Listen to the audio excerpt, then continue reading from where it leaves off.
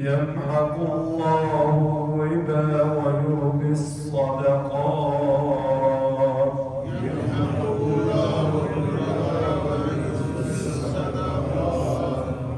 والله لا يحب كل كفار أثيم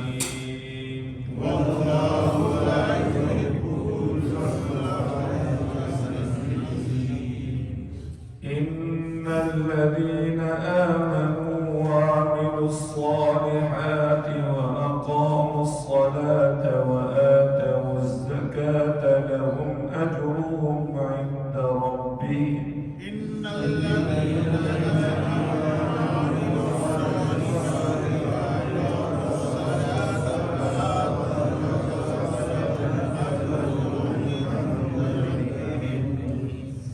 ولا خوف عليهم ولا هم يحزنون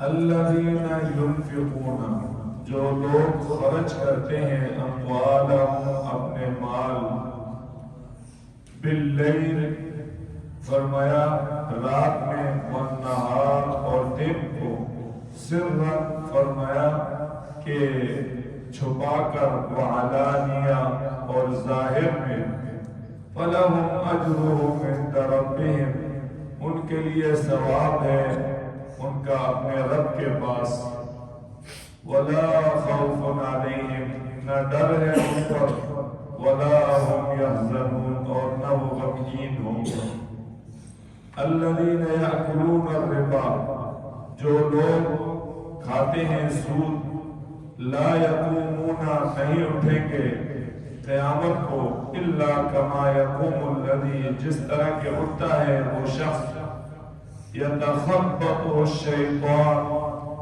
فرمایا من المس جس کے حواس کھو دیے ہوں جن نے لپٹ کر ذالک بأنہم یہ حالت اس واسطے ہوگی کہ قالو کہ انہوں نے کہا انما البیع مثل الربا کہ یہ سود اور یہ سوداگری بھی تو ایسی ہے جیسے سود لینا وَأَحَلَّ اللَّهُ الْبَيْعَ حالانکہ حلال کیا اللہ نے بے کو وَحَرَّمَ الرِّبَا اور سود کو حرام کر دیا فَمَنْ جَاءَهُ پھر جس کو پہنچی موعظۃ من ربی اپنے رب کی طرف سے نصیحت فانتہا وہ باز آ گیا فَلَهُ مَا سَلَفَ تو اس کے واسطے ہے جو پہلے ہو چکا وَأَمْرُهُ إِلَى اللَّهِ اور معاملہ اس کا اللہ کے حوالے ہے وَمَنْ عَادَ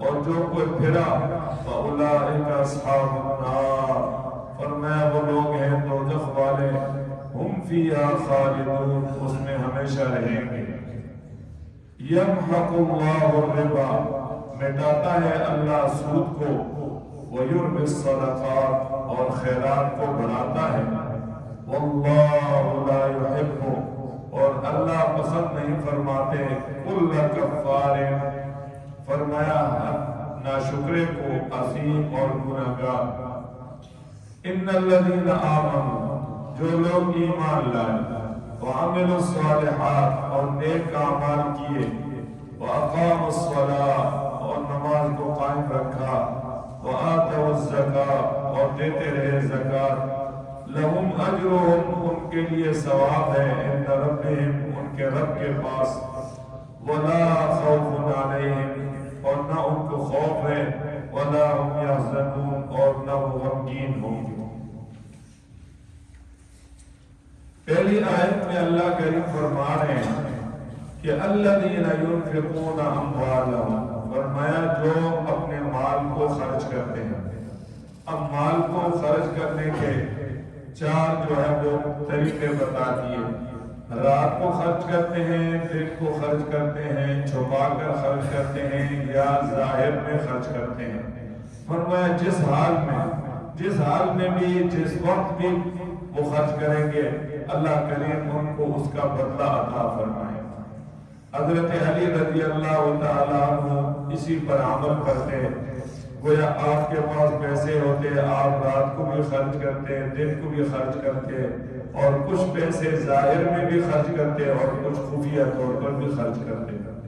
حضرت ابو بکر صدیق رضی اللہ تعالیٰ عنہ کے پاس 20 درہم تھے، آپ نے بھی گویا وہ 20 درہم جو ہے اسی طرح قرآن کے 4 طریقوں پر عمل کیا، رات کو بھی خرچ کیے، دن کو بھی خرچ کیے، اور ظاہر میں بھی اور گویا کہ چھپ کر بھی۔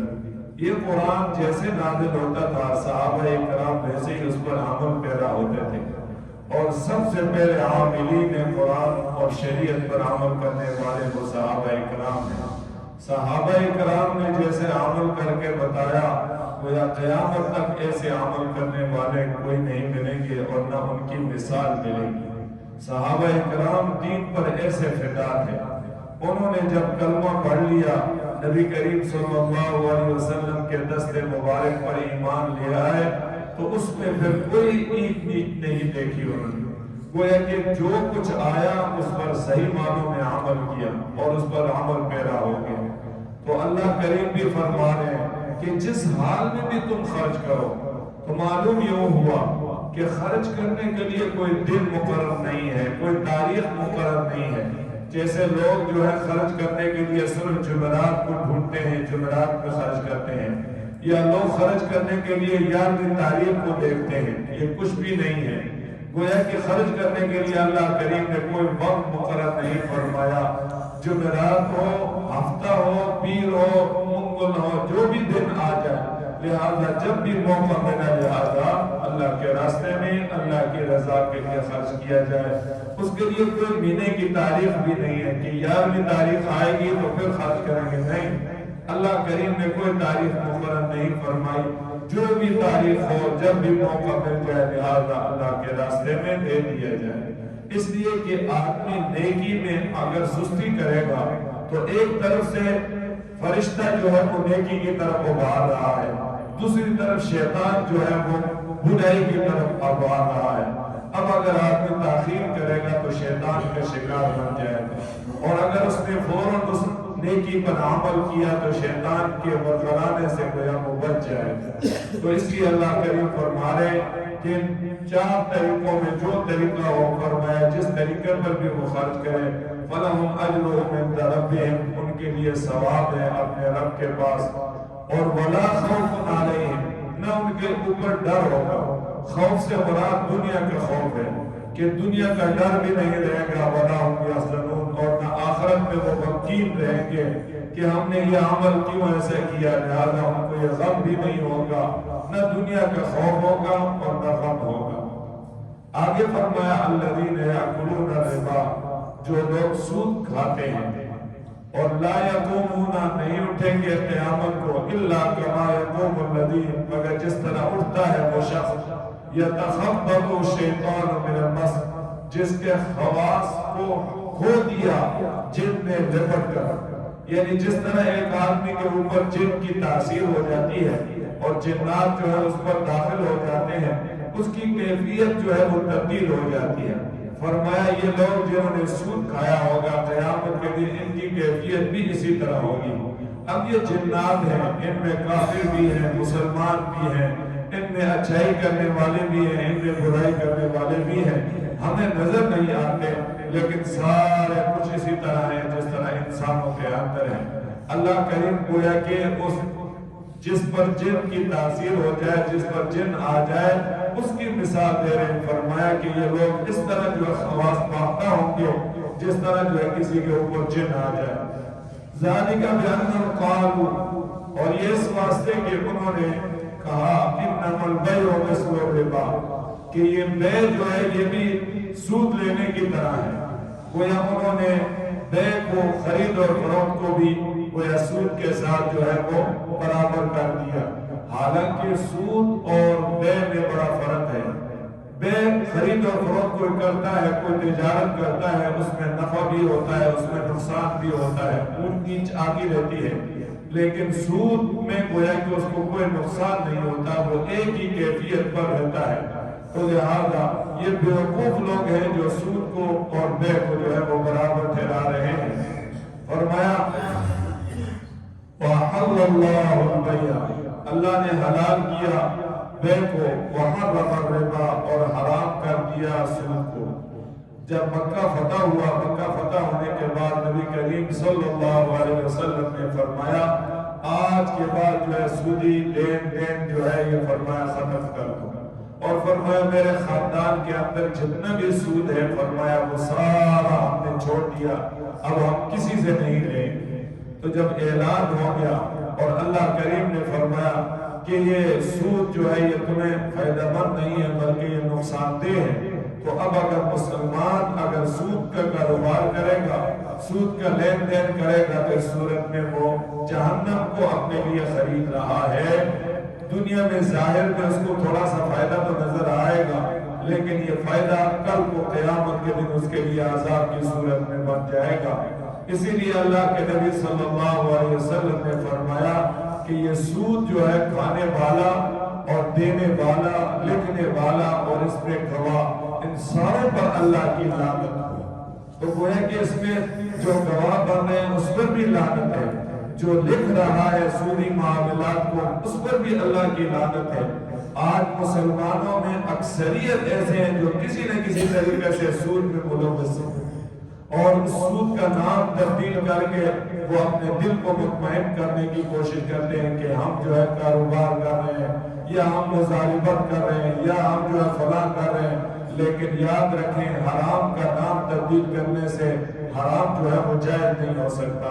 اس لیے اس میں بڑا احتیاط کرنا چاہیے، کہیں ایسا نہ ہو ہم ایسا کاروبار کر رہے ہوں، آن لائن زیادہ تر جو کاروبار ہیں، اور اسی طرح بینکوں کے اندر ان لوگوں نے لوگوں کو جو ہے وہ چانسے دیے ہوتے ہیں، ان کو ورغلانے کی کوشش کرتے ہیں اور ہوتے ہیں وہ سارے کا سارا سود۔ لہذا ان سے اپنے آپ کو بچانا چاہیے۔ یہ دنیا یہ عارضی ہے، 2 دن کی زندگی ہے، اور مرنے کے بعد والی جو زندگی ہے وہ ہمیشہ ہمیشہ کی ہے۔ یہاں پر صبح کھا لیا، سینہ کھا لیا، پانی کے ساتھ جو ہے وہ روٹی کھا لی، یہ زندگی گزر جائے گی۔ لیکن اگر اس نفس کو خوش کرنے کی کوشش کی تو لہذا پھر وہ اگلی جو جہاں ہے اور ہمیشہ ہمیشہ کی جو زندگی ہے وہ برباد ہو جائے گی۔ اس لیے اس میں احتیاط کرنا چاہیے۔ وَمَنْ جَاءَهُ مَوْعِظَةٌ مِّن رَّبِّهِ، جس کو پہنچی نصیحت اپنے رب کی طرف سے، فَانْتَهَا، اور وہ اس سے باز آ گیا، وَلَهُ مَا سَلَفَ، اس کے واسطے جو پہلے ہو چکا۔ تو لہٰذا جب اللہ کی طرف سے نصیحت آ گئی، اللہ نے حکم دے دیا کہ یہ جائز ہے، اس کو جائز، اور جو ناجائز ہے وہ قیامت تک ناجائز ہے، اس کو کوئی جائز نہیں کر سکتا۔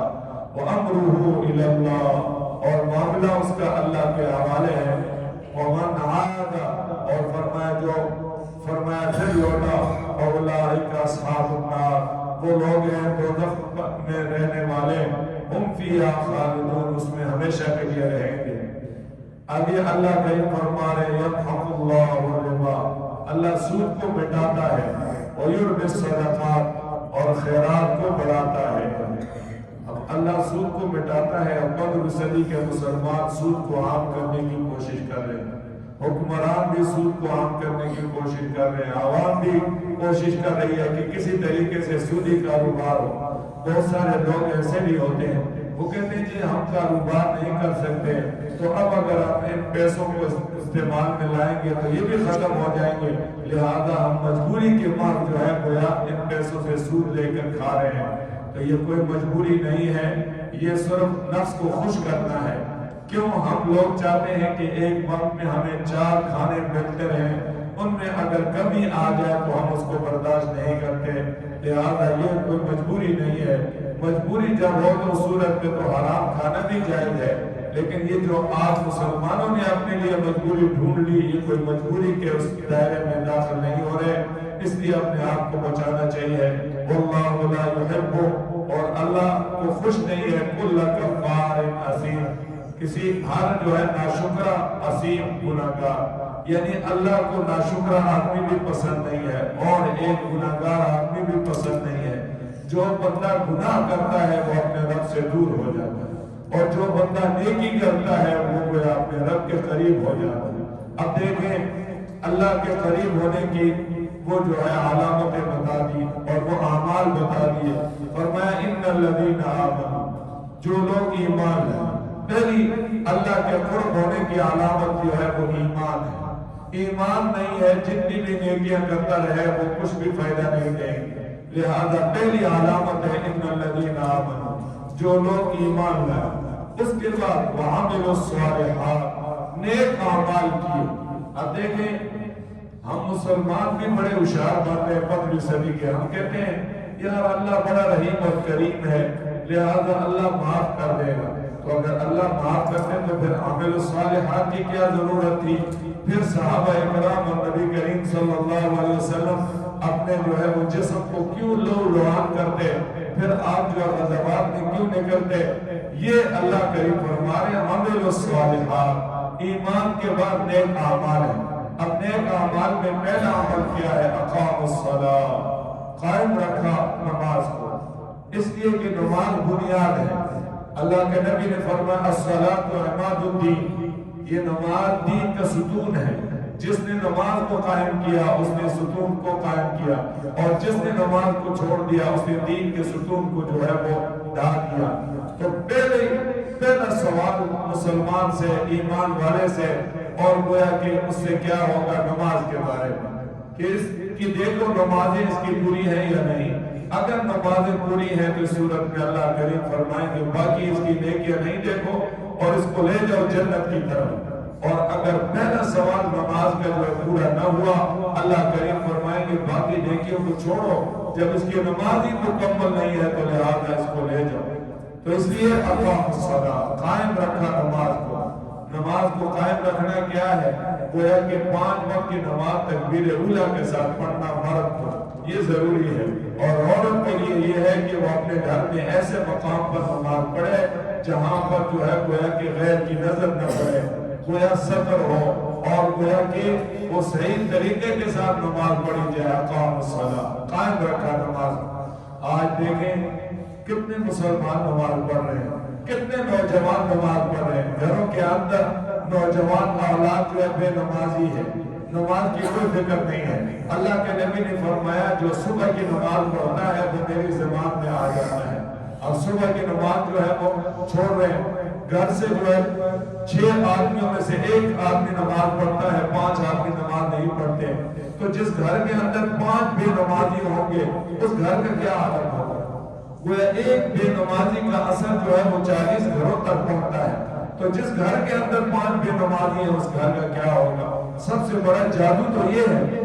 اب جب ذرا سے ہمارے حالات خراب ہو جائے ہم کہتے ہیں کسی نے سحر کر دیا، کسی نے بندش کر دی، کسی نے مجھ پر جادو کر دیا۔ یہ جادو سب سے بڑا یہ ہے، یہ بے نمازی جو گھر کے اندر بیٹھے ہوئے 5 وقت کی نماز نہیں پڑھ رہے۔ تو میرے بھائیوں اپنے گھر کو نماز کا جو ہے وہ مرکز بنائے، اپنے گھر کے اندر اپنی بچیوں کو، اپنے اولاد کو، اپنی بیوی کو نمازی بنائے، انشاءاللہ زندگی میں سکون دیکھیں گے، رحمت والی زندگی اللہ کریم جو ہے وہ نصیب فرمائیں گے۔ اور جب تک گھر کے اندر بے نمازی رہے گا کبھی سکون نہیں ملے گا۔ ساری دنیا کے کارخانے مل جائیں اور ساری دنیا جو ہے وہ مل جائے لیکن سکون نہیں ملے گا۔ سکون ملے گا اللہ تبارک و تعالیٰ کو یاد کرنے میں۔ تو اس لیے فرمایا اقام الصلاۃ، قائم رکھا نماز کو، وآتوا الزکاۃ، اور دیتے رہے زکات، زکات پوری کی پوری ادا کی۔ لہم اجرہم عند ربہم، ان کے لیے ثواب ہے ان کا اپنے رب کے پاس، اپنے رب کے پاس اس کا بدلہ ملے گا۔ اور فرمایا ولا خوف علیہم، نہ ان کو خوف ہوگا، ولا هم یحزنون، اور وہ نہ غمگین ہوں گے۔ گویا کہ اس آیت میں اللہ کریم یہ فرما رہے ہیں کہ ایک تو دنیا کا خوف بھی ختم ہو جائے گا، اور آخرت کا جو غم ہے وہ بھی ختم ہو جائے گا، اور چین اور سکون والی زندگی اس کو نصیب ہو جائے گی۔ اللہ تبارک و تعالی ہم سب کو عمل کی توفیق نصیب فرمائے۔ اللہ کریم ہمیں بھی دیندار بننے کی توفیق نصیب فرمائے، اور اپنی اولاد کو بھی دین کے راستے پر لگانے کی ہمیں توفیق نصیب فرما دے۔ الحمدللہ رب العالمین والعاقبۃ للمتقین والصلاة والسلام علی اشرف الانبیاء والمرسلین وعلی آلہ واصحابہ اجمعین۔ اللہم انس وحشتنا فی قبرنا، اللہم ارحمنا بالقرآن العظیم واجعلہ لنا اماما ونورا وہدی ورحمہ۔ اللهم ذكرنا منه ما نسينا وعلمنا منه ما جهلنا وارزقنا تلاوته آناء الليل وآناء النهار واجعله لنا حجة يا رب العالمين. اللهم لا تدع لنا ذنبا إلا غفرته ولا هما إلا فرجته ولا دينا إلا قضيته ولا حاجة من حوائج الدنيا والآخرة إلا قضيتها يا أكرم الأكرمين يا رحمن يا رحيم يا ذو القوة المتين. سبحان الله رب العرش العظيم والحمد لله رب العالمين. ربنا تقبل منا إنك أنت السميع العليم وتب علينا إنك أنت التواب الرحيم. صلى الله على النبي الأمي وعلى آله وأصحابه أجمعين برحمتك يا